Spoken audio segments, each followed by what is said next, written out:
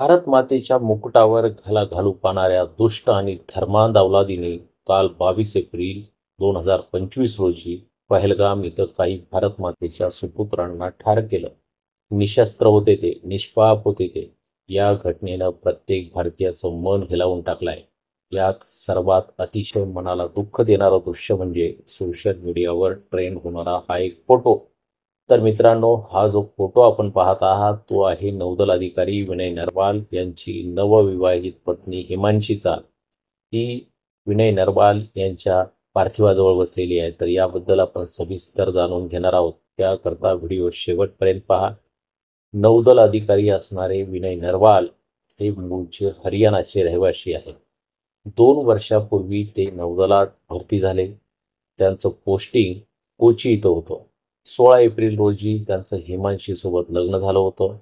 19 एप्रिलला रिसेप्शन झालं होतं आणि 20 एप्रिलला दोघे पती पत्नी मधुचंद्राकरता काश्मीरला आले होते. हिमांशीनं सांगितलं, आम्ही भेळ खात असताना एक व्यक्ती आमच्या जवळ आला. त्यानं विनयला मुस्लिम आहेस का म्हणून विचारलं. त्यावर विनय नाही म्हणाला. मग त्या दहशतवाद्यानं विनयला गोळ्या घातल्या. विनय नरवाल 2 वर्षापूर्वी नौदलात CDSच्या माध्यमातून भरती झाले होते.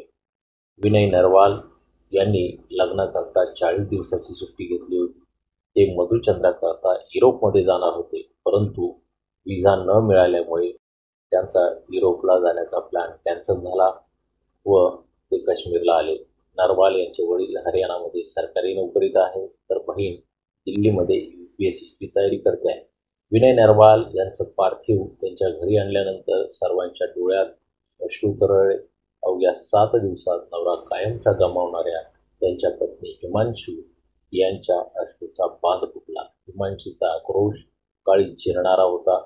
विनय कायम लक्षात राहशील, सतत तुझी आठवण येईल, जय हिंद असं म्हणत हिमांशी त्या पार्थिवाला कवटाळत होत्या. मित्रांनो, या हल्ल्याचा निषेध करावा तेवढा थोडा आहे.